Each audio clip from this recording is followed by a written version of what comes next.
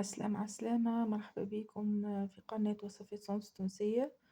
اليوم باش نعملو معجون مشماش بطريقة سهلة مبسطة كيف العادة. ننصحكم باش تتبعوا الوصفة للآخر، وننصحكم زادا باش تجربوها وإن شاء الله تعجبكم. تبعوا الفيديو للآخر، ما تنسوش اللايكات وما تنسوش الاشتراك في القناة مع الشكر.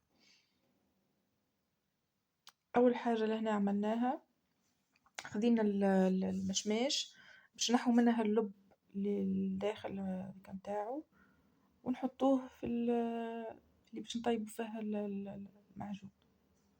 فوالا،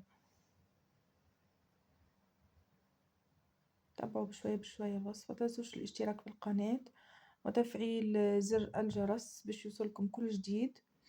وإذا كان عندكم أي استفسار، تحبوا تستفسروا على أي حاجة مفهمتوهاش ولا المقادير المضبوطة الكلها إن شاء الله باش تلقوها في صندوق الوصف.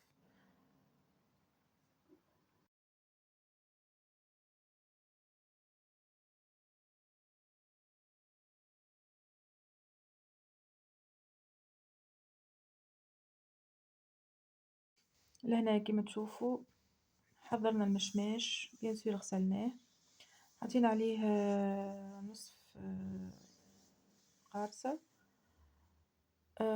فوالا كيما تشوفوا لهنا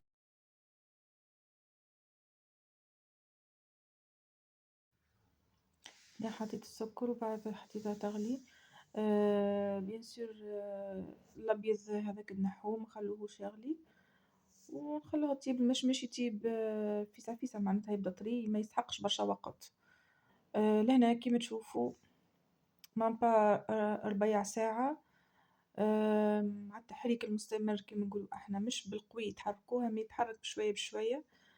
تعطيك النتيجة هذية. أنا حبيت نخلي فيها شوية هكايا، معناتها ما حبيتش نرحاها، حبيت المشماش يبقى المشماش، معناتها محلاه في القوم تاعو. بنينة ما شاء الله. نشجعكم باش تعملوا هالوصفة ساهلة، ما تشدش برشا وقت بيان سور، وحاجة صحية في الدار، تخدمها في الدار على عينيك، على راحتك. الانغريديون كل نضاف، المشماش نظيف، معناتها كل شيء. فوالا لهنا النتيجة كيما تشوفوا، معجون محلاه ما شاء الله. نشجعكم باش تجربوه.